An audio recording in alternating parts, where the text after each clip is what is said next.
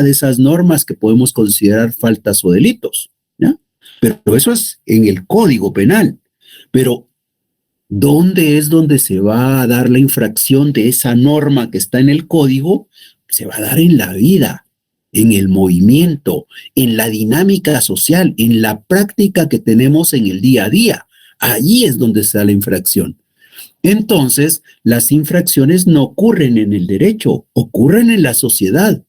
Si nosotros queremos trabajar en materia de derecho penal, pues tenemos que entender que lo que buscamos es, de alguna manera, evitar que se dé aquello en la vida, en las prácticas, en la práctica social, en las relaciones entre las personas.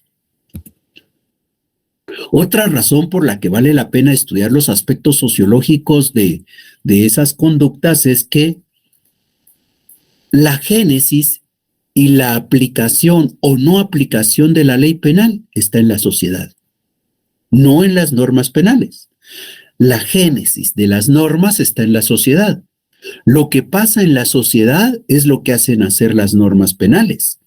Cuando nosotros, por ejemplo, hubo un momento en el cual distinguimos que muchas mujeres eran víctimas por ser mujeres, entonces de alguna manera se crearon normas para proteger a la mujer y aparecen entonces algunos delitos que tienen que ver, por ejemplo, el feminicidio. O, por ejemplo, cuando en la vida nos damos cuenta, en la cotidianidad de la sociedad, nos damos cuenta que los niños tienen derecho a acceder al Internet, que hacen uso de los dispositivos y que de repente por ahí alguien viene y los contacta para poder conseguir, por ejemplo, algunas imágenes con contenido sexual, contactan al niño. Bueno, pues cuando descubrimos nosotros, por ejemplo, como sociedad, que habían niños en Guatemala que estaban expuestos a esos depredadores sexuales que los contactaban, ganaban su confianza y luego obtenían las imágenes, y luego de tener una imagen del niño vienen todavía y le dicen, mira, si no me das una imagen que tenga un contenido más explícito, voy a decirle a papá, voy a decirle a mamá, voy a decirle a tus amiguitos de las redes sociales que tú andas compartiendo estas imágenes. Empiezan a chantajear al niño para que mande otras imágenes o para que permita un contacto físico. Entonces, esa es la realidad, ¿ya? Esa es la realidad. Esas son las relaciones sociales en las que nosotros intervenimos. Entonces, como sabíamos que el niño estaba en peligro, dijimos, vamos a proteger al niño. ¿Y qué vamos a usar de instrumento? El derecho penal. Y entonces resulta que este año, en febrero, el Congreso de la República aprueba el decreto 11/2022, en el cual se incorporan dos nuevos delitos al Código Penal: el delito de seducción y el delito de chantaje por medios tecnológicos dirigido a niñas, niños y adolescentes. Entonces, que nos muestra que la génesis de esas normas penales, la génesis de esos artículos relacionados con la seducción por medios tecnológicos o la relacionada con el chantaje por medios tecnológicos dirigido a los niños, esas normas que hoy tenemos en el Código Penal, esos delitos que hoy tenemos tipificados en el Código Penal, brotan ¿de dónde? De la problemática que tienen los niños. Es decir, la génesis la podemos encontrar allá en la sociedad. Ahora, afortunadamente, diríamos, ya tenemos esos dos nuevos delitos en nuestro Código Penal, pero ¿ya eso bastó? ¿Ya con que tengamos eso ya no va a pasar nada en la sociedad? No. ¿En dónde nos vamos a dar cuenta si de verdad aquella ley se está observando? Pues otra vez habrá que ir a la sociedad. Si yo tengo mi Código Penal y encuentro ahí el artículo 195 bis, 195 ter y todos los demás artículos que tienen normas o tipifican delitos, pues no voy a decir, con que esté aquí ya es suficiente. No, es allá en la sociedad, allá donde nacieron las normas, allá es donde voy a irlas a aplicar, allá es donde voy a buscar que esas normas de verdad sirvan para proteger a los niños, por ejemplo. Y afortunadamente, según reportes del Ministerio Público, pues ya hay varios casos que se han iniciado al respecto, ¿verdad? Pero ¿qué nos muestra esto? Nos muestra entonces que la génesis y la aplicación o la no aplicación de las normas no la vamos a encontrar en el derecho propiamente, la vamos a encontrar en la sociedad. Entonces hay que conocer los aspectos sociológicos de esas conductas para poder pensar en el derecho penal.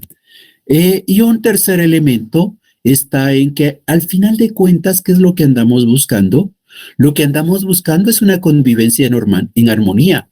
Lo que andamos buscando es no producirnos daños entre sí. Lo que andamos buscando es que nos respetemos los unos a los otros. Es decir, al final de cuentas lo que se anda buscando es que en la sociedad se mantenga alguna estabilidad social.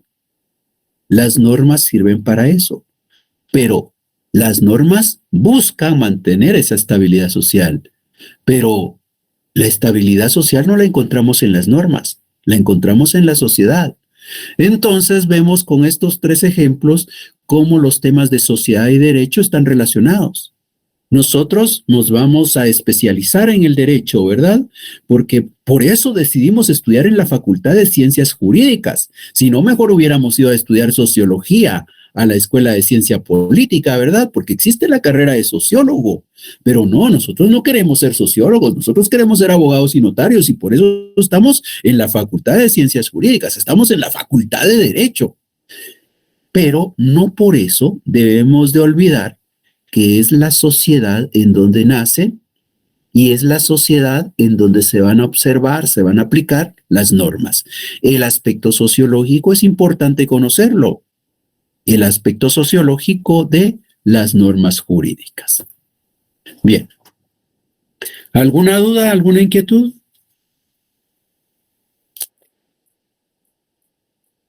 No, claro, por el momento. Muchas gracias. Bueno, entonces, ¿qué más tenemos al respecto? Estamos hablando de otro componente, entonces. Estamos hablando de otra disciplina. Estamos hablando de el objeto de la sociología criminal. ¿Y qué tenemos con la sociología criminal? Bien. Primero, hay que entender que hay conductas, ¿verdad? Y conductas hay de todo tipo. Porque cada uno de nosotros tiene una manifestación de conducta. En este momento, cada uno de nosotros tiene una conducta. Cuando terminemos la clase, cada uno de nosotros también va a seguir mostrando una conducta. Cuando vamos a nuestro trabajo, tenemos una conducta. Cuando estamos con nuestros compañeros compartiendo, por ejemplo, al final del día, tenemos una conducta. Cuando nos reunimos el fin de semana con nuestros familiares, tenemos una conducta. O sea, conductas tenemos en todas las esferas en las que nosotros participamos. Ahora, cuando vemos esas conductas, hay algunas conductas que son cabalmente como la sociedad espera que nos comportemos. La sociedad espera que nos comportemos de determinada manera, ¿verdad? De maneras que permiten que vivamos en armonía, en tranquilidad, en paz, en estabilidad. Conductas en donde nos respetamos los unos a los otros, no nos producimos daño entre sí. Bueno, pero hay otras conductas que no son así. Hay otras conductas que resulta que se salen de la norma, que son las conductas que hemos llamado conductas desviadas. Entonces hay dos tipos de conductas. Las conductas que son apegadas a derecho, las conductas que se hacen conforme a las normas, que son las conductas debidas, ¿ya? Hay conductas debidas y hay conductas desviadas. Por ejemplo, en este momento podríamos decir que la mayoría tenemos conductas debidas, ¿verdad? Aunque como no tenemos la cámara abierta, de repente por ahí hay alguno que solo encendió el dispositivo, ¿verdad? Y como tiene el micrófono cerrado, de igual manera ahí está hablando con su hermano, su hermana, su novia, su papá, su mamá, o de repente está con su otro dispositivo, con el celular y está viendo el chat, el Facebook o cualquier otra situación, ¿verdad? Y entonces, ¿qué? ¿Es conducta debida o no? Pues no es la conducta debida, porque la conducta debida sería estar acá atento, escuchando y en la posibilidad de poder intervenir, de poder plantear dudas, de poder dar comentarios, ¿verdad? Conducta debida, estar atento en la clase. Cuando es presencial, la situación es fácil. ¿Por qué? Porque en general la mayoría está con conductas debidas, ¿verdad? Pero cuando se ve, por ejemplo, que hay dos compañeritos allá en la esquina hablando entre sí, normalmente viene el catedrático y les dice, compañero, por favor. Y entonces aquellos dos dicen, sí, sí, sí, ya nos siguen hablando, ¿verdad? Eso es lo que se esperaría. Entonces, ¿qué quiere decir? Que en general hay conductas debidas, pero hay conductas que son desviadas. nosotros tenemos esos tipos de conductas. Las conductas debidas son las que más pesan, las que más abundan. Las conductas desviadas son pocas, pero las existen. Existen algunas conductas desviadas. De repente nosotros mismos hemos presentado conductas desviadas. Por ejemplo, resulta que si yo inicio tarde la clase, no voy a decir, esa es una conducta debida, ¿verdad? Así debe ser. Como somos guatemaltecos, hay una hora chapina, y si bien es cierto que nos dicen que a las 18 horas, pero si viene a las 18:15 todavía es aceptable porque es la hora chapina, así somos nosotros los guatemaltecos, entonces conducta debida. No, esa no es la conducta debida, ¿verdad? La conducta debida es ser puntual, ser atento, ser respetuoso, estar escuchando la clase, estar compartiendo. Esas son conductas debidas. La otra, la de iniciar tarde la clase, la de incorporarme tarde a la clase, la de no estar prestando atención, esas serían conductas desviadas. Entonces, hay conductas debidas, hay conductas desviadas. La mayoría de nuestras conductas son debidas. ¿Ya? Hay quienes sí, tal vez no, ¿verdad? Pero en general, la mayoría de las conductas en la sociedad son conductas debidas. Hay pocas conductas desviadas. Ahora, estas conductas pueden ser estudiadas tanto por la sociología criminal como por el derecho penal. La sociología criminal, ¿qué es lo que hace? La sociología criminal viene y toma y empieza a considerar por qué existen las conductas desviadas o por qué existe esa desviación. Esa es una preocupación de la sociología criminal, el estudiar por qué. Porque hay personas que, por ejemplo, podrían llegar a ocupar un cargo público y estarían dispuestos a saquear las arcas del Estado. Porque hay otros que también son funcionarios públicos, que también de repente pertenecen a la misma profesión, estudiaron en la misma universidad, tienen la misma edad aproximadamente, y no obstante, ellos no vienen a vaciar las arcas públicas. Porque es que hay jueces que de verdad buscan que la ley se respete y actúan conforme a la ley, y porque hay jueces que ven cómo manejan la ley a su sabor y antojo. Ahí estamos hablando de conductas desviadas, y entonces las conductas desviadas debe de preocuparnos el por qué. Y cuando estamos preocupándonos de por qué los individuos presentan conductas desviadas, eso no es un campo de estudio del derecho penal. Eso es un campo de estudio de la sociología criminal. Porque al derecho penal lo único que le importa son las faltas y los delitos. Cuando nosotros estudiamos derecho penal, sobre todo en este año que estamos estudiando derecho penal, ahora están estudiando la parte especial, ¿verdad? En la parte especial, pues, ¿qué es lo que estudian? Lo que estudian es el Código Penal y el manual o el compendio que hay con relación al estudio de derecho penal que hizo el catedrático que les imparte la clase, y entonces vienen ustedes y empiezan a estudiar su código, a estudiar la doctrina que hay en el libro, y en los exámenes normalmente lo que vienen son casos en donde ustedes, con base a esos supuestos, poco a poco van tratando de tipificar si es la comisión o no de un delito, o si se está ante una falta o no se está ante una falta. Es decir, a ustedes lo único que les importa es cuáles son los presupuestos que deben de darse para que se considere cometido, por ejemplo, o consumado un delito o una falta. Eso es derecho penal. Pero en ningún momento en derecho penal están preocupados pero ¿y por qué será que lo hizo? ¿Qué será lo que andaba buscando? ¿Quién lo motivó? No, ¿verdad? Eso no es una preocupación en el ámbito del derecho penal. Esa es una preocupación en el ámbito de la sociología criminal. Bien, ahora, ¿cómo ha sido esa preocupación por las conductas? Esto hay que ubicarlo históricamente también. Nosotros sabemos que históricamente la sociedad ha atravesado por varias etapas y que las últimas son la de la sociedad feudalista y en la que nosotros hoy nos encontramos, que es la de la sociedad capitalista. Hemos visto en abundantes ocasiones cómo surgió la sociedad capitalista y qué características tiene.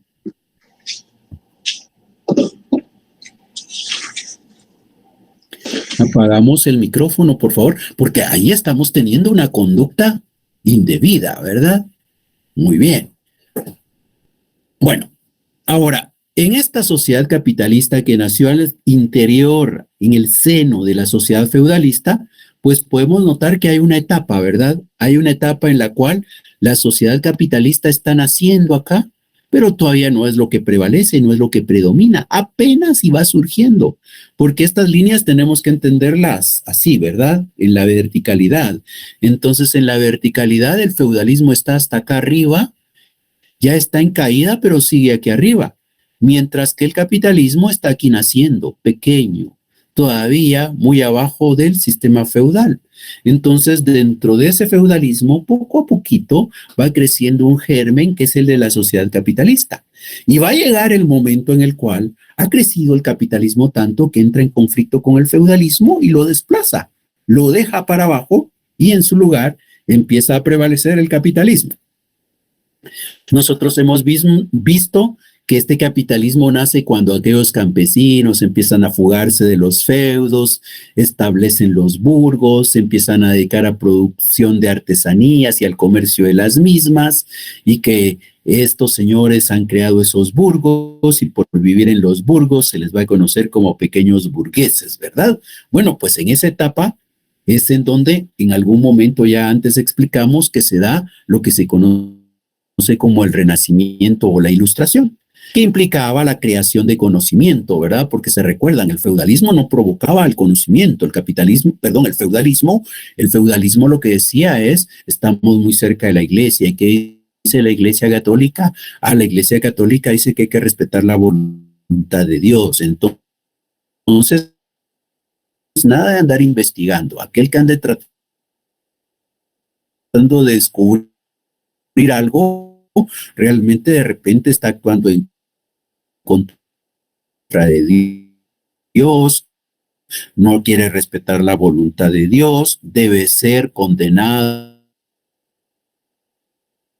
a la hoguera.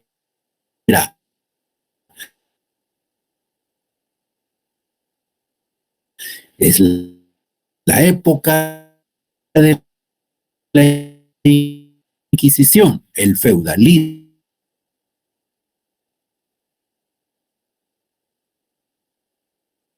la época del obscurantismo,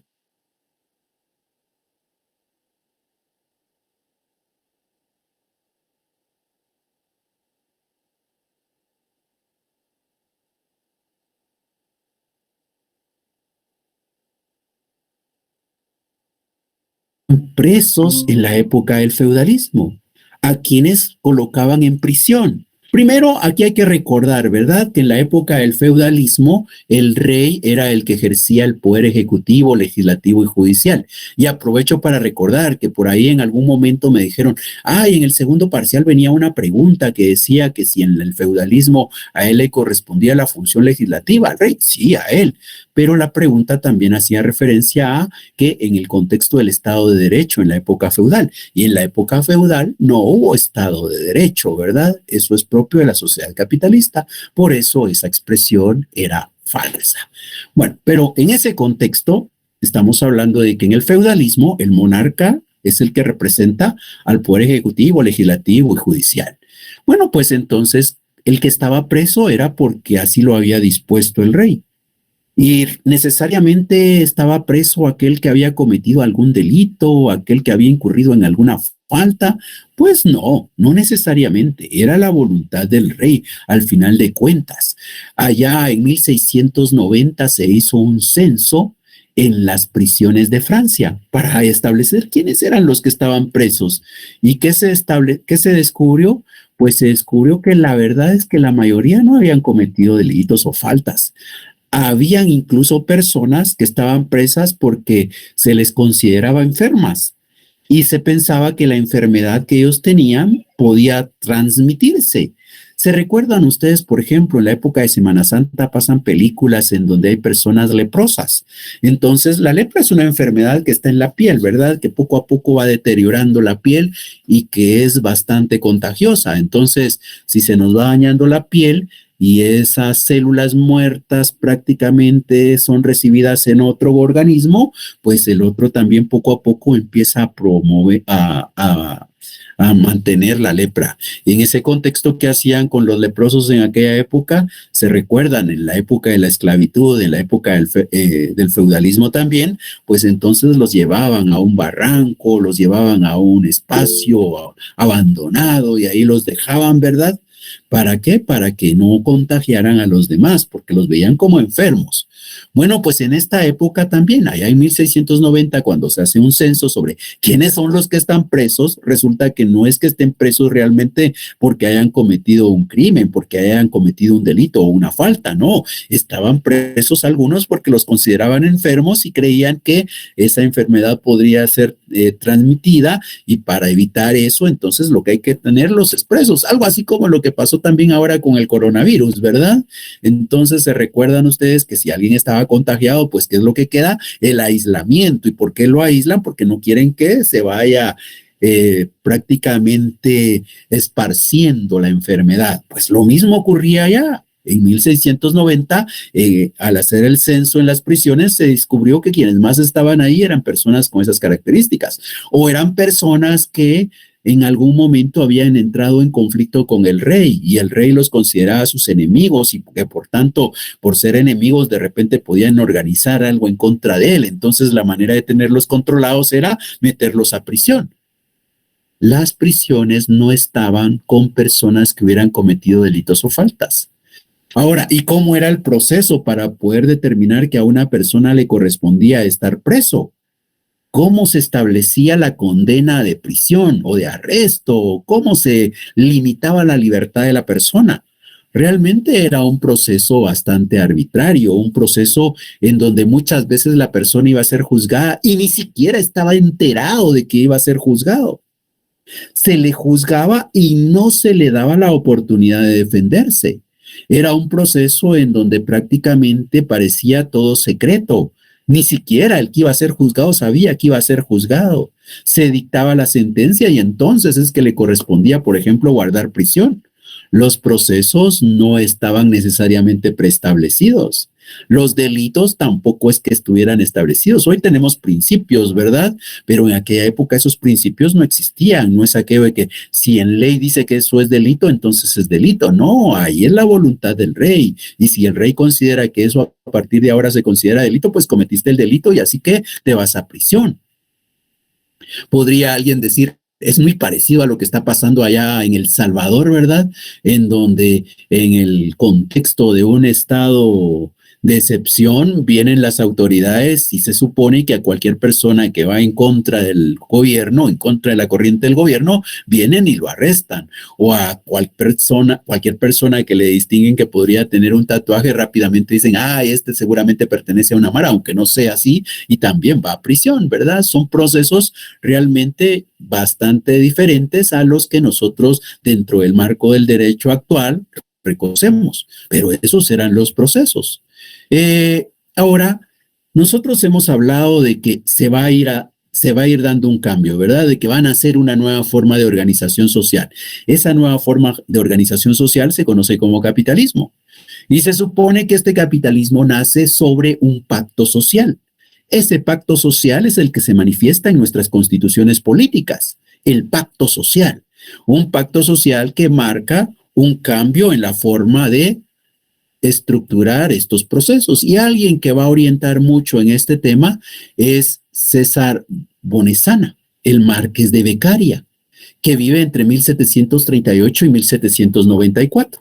Y él va a incidir prácticamente en mucho de lo que está pasando acá. Él escribe una obra que se conoce como De los delitos y las penas en 1764. Nos damos cuenta, esta obra es importante realmente no tanto para la sociología del delito o sociología criminal que estamos tratando de estudiar ahora, sino esta obra es fundamental para nuestro curso de Derecho Penal, ¿verdad? Y seguramente, porque yo recuerdo que en el libro del catedrático está, pues, del licenciado o del doctor de Mata, pues ahí está esta información también, ¿verdad?, con relación a esta obra del Marqués de Beccaria que trata temas sobre los delitos y las penas. Nos damos cuenta, hay alguien que se está preocupando por los delitos y las penas, algo que no era de interés en la época del feudalismo.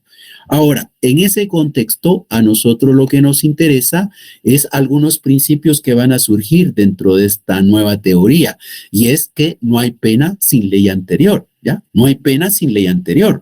Entonces, tiene que haber una ley anterior para pensar que alguien pudo haber cometido un delito, y por haber cometido un delito, después de que se ha demostrado que así es efectivamente, se le puede imponer una pena. No como antes. Antes era prácticamente el rey el que decía, sí lo cometiste, como yo soy el legislativo, yo soy el ejecutivo, yo soy el judicial, pues entonces yo digo que lo que tú hiciste es un delito. Sí, pero ¿y la ley? La ley soy yo. ¿Y me puedo defender? Pues defiéndete, pero yo soy el que va a dictar la sentencia también, ¿verdad? Entonces, en ese contexto, prácticamente este principio de que no hay ley que no hay pena sin ley anterior no existía. Esto es propio de nuestra sociedad capitalista.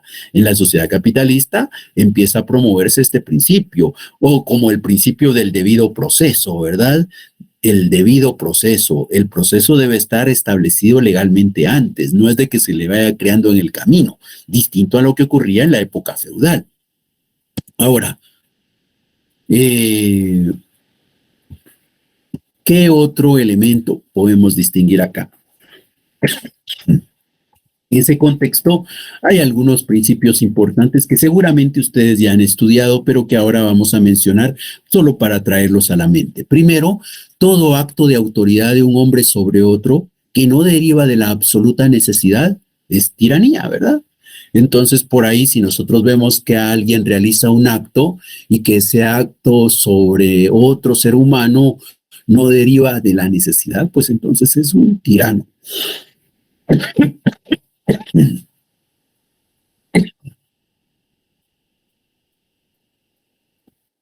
Otro elemento es que solo las leyes pueden decretar las penas,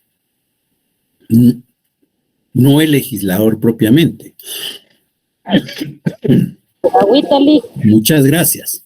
Vamos a tratar de superarlo un poquito. Muchas gracias. Bien, pues entonces dice, solo las leyes pueden decretar las penas. Entonces, no es de que el juez decrete la pena, el juez la va a fijar, pero se le va a dar un intervalo, se le va a dar un rango entre el cual él puede fijar la pena tomando en cuenta los agravantes y los atenuantes, ¿verdad? Pero en aquella época no. En aquella época antigua, prácticamente el que juzgaba, que era el rey, él podía definir tranquilamente la pena. Ahora no, ahora son las leyes en donde se va a decretar las penas. El soberano fija leyes generales, pero no juzga, porque todavía en esta época va a existir el soberano, sobre todo al principio del sistema capitalista. Allá en Inglaterra, allá en Francia, por ejemplo, vamos a encontrar que todavía existen monarquías. Y ese rey que vamos a tener en esas monarquías, pues lo que va a hacer es fijar leyes generales, pero no leyes particulares, porque se recuerdan que una ley particular o una norma particular, digamos, es aquella que se aplica a un caso concreto, como la que deriva de una sentencia. Entonces, en ese sentido ya prácticamente el soberano no va a juzgar, solo va a dictar las leyes generales. Los jueces no deben tampoco interpretar la ley porque no son legisladores. En el contexto de becaria, los jueces no interpretan, solo aplican, ¿ya? No es, ¿y qué quiso decir el legislador con esto? ¿Cómo debiéramos entenderlo? ¿Será que debiéramos entender qué quiere decir que hay que castigarlo o debiéramos entender con que el castigo debiera ser de otra manera? ¿Cómo debiéramos entender esto? No, los jueces lo que deben de hacer es aplicar las leyes, pero no interpretarlas. La interpretación es un mal que lleva a que las leyes se vuelvan oscuras, porque entonces tengo a un señor que por acá está interpretando que podríamos estar recibiendo como medios de prueba algunos elementos basados en la doctrina española, y por el otro lado puedo tener a otros que digan, no, aquí lo único que cuenta es el derecho penal, por ejemplo. Y entonces vámonos al derecho penal y al Código Procesal Penal exclusivamente y olvidémonos de cuanto tratado o convenio internacional pueda haber y solamente esta legislación interna vamos a tomar en cuenta. En ese contexto pareciera que entonces hay alguna obscuridad. Entonces esa obscuridad es el resultado de que le estamos permitiendo a los jueces que hagan la interpretación. La interpretación no debe existir. Las leyes deben de ser lo más claras, precisas y no dar discrecionalidad a los jueces en la toma de decisiones, según Beccaria. Debe haber proporción entre los delitos y las penas, ¿ya? Debe haber proporcionalidad entre el delito y la pena.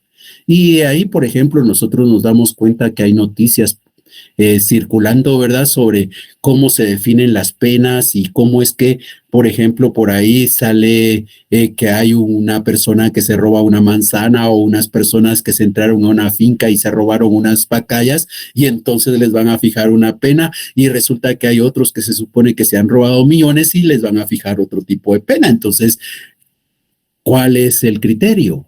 En este contexto, lo que se nos está diciendo es que las penas deben de ser proporcionales a los delitos. No podemos imponer una pena que sea muy grande en comparación con el delito. La única medida del delito es el daño que se ha causado. Entonces, ¿cómo sé yo cuál delito es más grande? Pues para saber qué delito es más grande, cuál es la medida del delito, es el daño que se ha causado. El haber robado unas pacayas es un daño relativamente pequeño comparado con el que se pudo haber provocado cuando, por ejemplo, alguien sustrajo recursos del Estado y por tanto ya no se pudieron comprar las vacunas y consecuentemente hubo muchas muertes en el país. Entonces, definitivamente los daños son distintos, las penas tienen que ser distintas, debe haber proporcionalidad entre la pena y el delito. La única medida del delito es el daño que se ha causado. El fin de la pena también, ¿para qué se le pena? ¿Para qué se le castiga a alguien? No se le pena para atormentarlo, ni para deshacer el daño que ha causado, porque, por ejemplo, si alguien vino y le dio muerte a otra persona, pues por más que hagamos, no vamos a lograr deshacer ese delito, no vamos a lograr resucitar a la persona que está muerta. Entonces, ¿qué es lo que se busca con la pena? Lo que se busca es impedir que el reo cause un nuevo delito. Lo que se busca es disuadir a las personas de que hagan o que realicen ese mismo delito. La finalidad es la disuasión. La finalidad es impedir que siga dándose esas prácticas, no atormentar, no deshacer los delitos. Los juicios deben ser públicos y públicas las actuaciones y las pruebas, y no como ocurría en la época feudal en donde prácticamente todo era secreto. El dolor no es el crisol de la verdad y esta no reside en los músculos o fibras del acusado. La verdad no está en los músculos, no está en las fibras y por eso es que no es con el dolor que vamos a sacar de esos músculos la verdad. Entonces eso implica que no hay que torturar a las personas con el ánimo de conseguir la verdad, ¿ya? No se trata de torturar a una persona para saber si tiene responsabilidad o no en la comisión de un delito. La cárcel es solo una custodia del reo hasta que se dicta la pena. No es la crueldad de las penas uno de los más grandes frenos de los delitos, sino la infalibilidad de ellas. Entonces, estos son los principios que seguramente ustedes han estudiado en el ámbito del derecho penal, pero que nosotros acá los recordamos. Y con esto regresamos a lo que teníamos anteriormente. Y entonces hemos notado que el proceso ahora es distinto, ¿verdad? El proceso para poder llegar a dictar una sentencia. Antes la preocupación era más por los delitos atroces, en donde los delitos atroces son aquellos delitos que le causan daño a grandes grupos de personas. Esa era la preocupación antes, los delitos atroces. Hoy no. Hoy nosotros podemos darnos cuenta que la preocupación en el derecho tiene que ver más con los delitos que implican una vulneración al derecho de propiedad. Los delitos contra la propiedad son los que hoy son más importantes. Y lo podemos notar, por ejemplo, cuando hay campesinos que invaden una finca, pues rápido la actuación del Estado, ¿verdad? En tanto que cuando hay delitos de otro tipo, pues la participación del Estado es limitada. La otra cuestión está en cuanto a el trabajo a favor del Estado. Ahora, por ejemplo, se puede establecer en algunas circunstancias que se impongan penas de trabajo a favor del Estado. Y ahí entonces hablamos de Carrara que el delito es entonces un ser jurídico y con esto podemos pasar a considerar que entonces podemos ubicar que hay dos grandes formas de ver o de explicar el por qué se dan las conductas de carácter criminal, esas conductas desviadas de las que hemos estado hablando. ¿Por qué se dan las conductas desviadas? Y hay fundamentalmente dos grandes corrientes, dos grandes líneas de pensamiento. Una que se considera positivismo biológico y otra positivismo social. ¿Qué pasa en el positivismo biológico? Aquí hay dos principios básicos: neutralidad valorativa y la cuantificación del comportamiento. ¿Qué pasa con esto? En el positivismo biológico, lo que se va a buscar es, de alguna manera, medir lo que pasa con el comportamiento. Entonces se van a empezar a generar estadísticas sobre cómo se comportan las personas, ¿ya? Por ejemplo, regionalmente, ¿en qué parte del mundo o en qué parte de un país en particular se presenta mayormente esa conducta desviada, esa conducta criminal? Allá en los Estados Unidos, por ejemplo, empezaron a ver el mapa, ¿verdad? Y dijeron, en este mapa no en todos lados se presentan las mismas conductas desviadas. Hay lugares en donde hay más conductas desviadas. Y empezaron a medir el fenómeno, a usar estadísticas, a decir qué casos hay, cuántos hay, de qué edades son. Es decir, el uso de los números, el uso de la cuantificación del comportamiento es parte del positivismo biológico. Ahora, en ese contexto es que podemos encontrar a pensadores como Darwin y Spencer. Darwin es aquel señor que en algún momento lo recordamos nosotros más por la teoría de la evolución de las especies, ¿verdad? Aquel señor que dijo, nosotros vinimos de los monos, y entonces hay algunos que se sienten ofendidos, ¿verdad? Pero este señor fue el que dijo esto, este señor fue el que estudió cómo las especies van evolucionando y van pasando de seres inferiores a seres superiores. En ese trabajo también estuvo Spencer, pero sobre todo en el ámbito social. Estos señores son los que han estado pensando en este positivismo biológico en un principio. Alguien que para nosotros es importante en este contexto es Lombroso. ¿Y qué dijo Lombroso? Lombroso dijo, el criminal es nato, ¿ya? El criminal es nato. ¿Eso qué quiere decir? Quiere decir que la persona nace siendo criminal, ¿ya? En los genes viene ser criminal. No es algo que se deba a lo que pasa en la sociedad, no es algo que se deba a cómo lo están cuidando los papás, no es algo que se deba a cómo fue tratado en la escuela, no, realmente la persona es criminal porque ya nació así, ya es algo biológico, algo nato. Entonces hay que buscar alguna explicación genética. Por eso es que Lombroso dice que ese criminal viene siendo como un orangután. Y cuando dice que viene siendo como un orangután, en el contexto de la teoría de la evolución de las especies, lo que nos está diciendo es que, digamos que si nosotros nos comparamos, aquellos que se vean más parecidos a un orangután estarían en una situación de mayor salvajidad que los demás, ¿verdad? Serían más salvajes que los demás. Bueno, pues eso es lo que dice Lombroso. El criminal viene a ser como un orangután, es una persona que todavía está con muchos rezagos de la época primitiva, que todavía no logra pasar a esa civilización a la que nosotros deseamos tener. Entonces, ¿en dónde se va a notar que una persona podía ser muy propensa a ser un delincuente? Si nosotros vemos a una persona y decimos, sus rasgos como que todavía tiene mucho pelo, ¿verdad? Como que tiene mucho pelo, como que sus orejas, como que su nariz, como que su boca nos muestra que todavía, o nos recuerda, ¿verdad? Lo vemos y nos recordamos rápido de un orangután, entonces vamos a decir, esa persona probablemente tenga una tendencia a presentar conductas desviadas.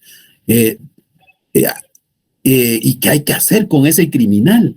¿Qué hay que hacer con esa persona que nosotros sabemos que por sus rasgos está muy cerca todavía del mono y que por tanto podría ser un delincuente? ¿Qué hay que hacer? Pues lo que hay que hacer, dijo Lombroso, es eliminarlo.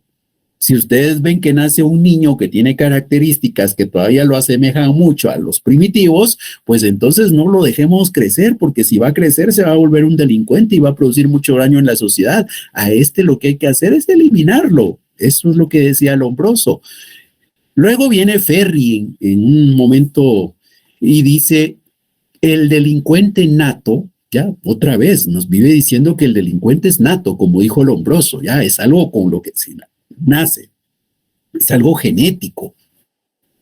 Y dice que hay condiciones favorables del medio que van a incidir, porque la duda fue ahí, Muy bien, entonces si eso es algo nato, quiere decir que viene en mis genes, ¿verdad? Y si mi papá fue criminal, probablemente mi papá parezca un orangután, es un criminal, y yo, hijo de ese orangután, hijo de ese criminal, pues yo también debiera ser un criminal, ¿verdad?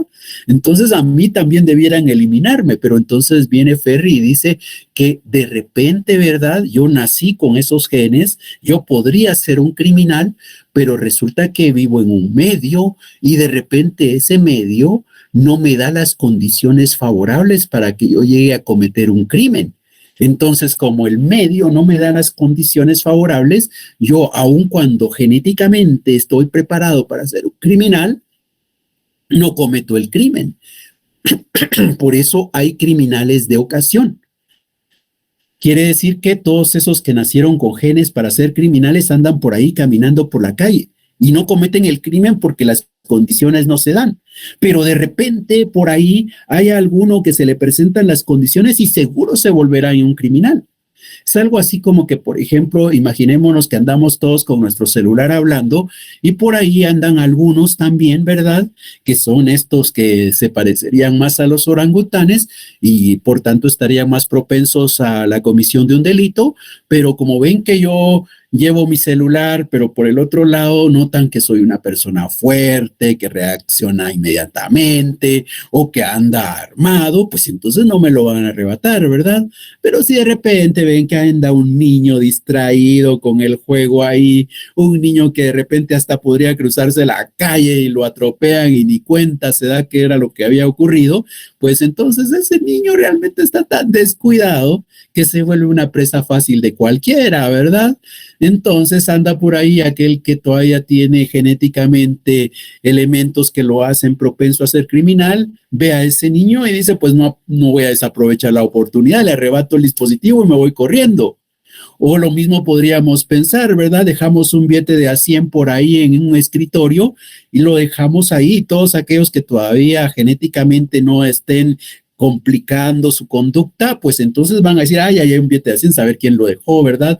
De plano que ya pronto va a volver, eso diríamos todos los civilizados, pero de repente por ahí hay alguien que genéticamente tiene la propensión a ser criminal y entonces va a pasar por ahí, va a decir, pues hay un billete de A100, no está nadie viéndome, yo agarro el billete de A100, me lo echo al bolsillo y me voy tranquilamente, ¿ya? Entonces, no todos, aun cuando natamente, aun cuando nacemos con la propensión a ser delincuentes, nos volvemos. Hay quienes se vuelven porque las condiciones se presentan y hay quienes, aun cuando genéticamente están programados para ser delincuentes, no encuentran la oportunidad y por tanto no cometen el crimen. Los crímenes entonces generalmente se pueden dar en función de esa ocasión, van a ser empujados por el medio físico y social y eso tiene, digamos, algunas causas de carácter antropológico también. Siempre en ese mismo contexto, entonces, vamos a considerar que hay posiciones que completan lo hereditario con lo ambiental, entonces.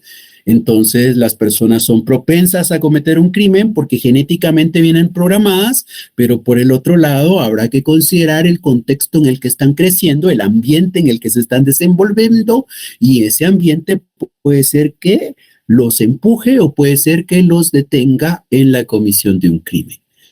¿Qué otro elemento? Hoy me fui de la presentación.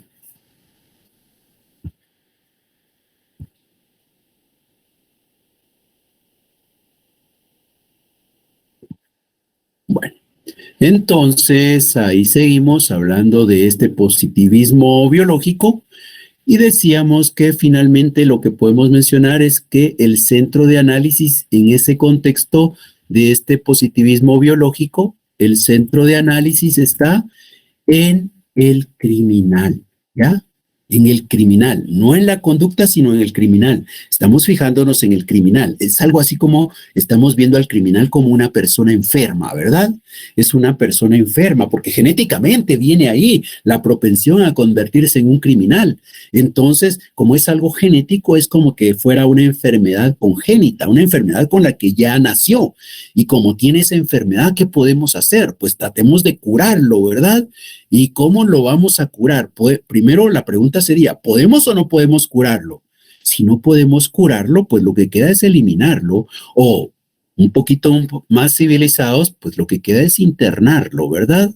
Entonces vamos a internar a todo aquel que genéticamente venga preparado para ser un criminal. Hay una curación, hay una internación. Nos damos cuenta, eso es muy parecido a lo que ocurría en la época feudal entonces, o a lo que ocurrió en la época de la esclavitud con los leprosos. Aquella película que nos muestran de la época de la Semana Santa, en donde hay un señor que es un rey, pero que su pueblo ha sido dominado por el Imperio Romano y que tiene pleitos con uno de los magistrados o de los funcionarios de Roma, pues resulta que en algún momento vemos que se queda prácticamente sin su familia, ¿verdad? Porque su familia, creo yo, ya no recuerdo si era su mamá y su hermana, sufren de lepra y los abandonan en un valle, pues entonces junto a otros leprosos, ¿verdad? Pues eso es lo que se está volviendo allá. En el positivismo biológico se está diciendo, propenso a ser criminal porque genéticamente viene programado, pues lo que nos queda es, pues internémoslo, igual como se hizo con aquellos leprosos en su momento, porque es la única manera que hay y lo que vamos a buscar es disminuir la cantidad de delitos. ¿Ya? Esa es la posición. Así es como se abordó el tema de la conducta criminal en aquella época. Bueno. Entonces, todavía nos quedaría hablar del positivismo social, que es una manera distinta de abordar esta temática, pero ya no nos da tiempo en lo que queda de la clase. Nos quedamos acá y seguimos en la próxima clase el próximo miércoles. Les agradezco la atención, se cuidan, feliz tarde. Si tienen dudas, las pueden plantear. Sí, disculpe, perdón. solo aconsejándole una toma de tomillo con ajo para la irritación de su garganta y tos. Muchas gracias, Y muy es un amable. litro de agua y eso, la primera toma es una taza hirviendo y lo demás para uso del día. Muchas gracias, muy Que fina, siga muy mejor. amable. Gracias. Que siga mejor, Lick. Muchas gracias. Muchas Feliz gracias. noche. Bueno. Feliz descanso.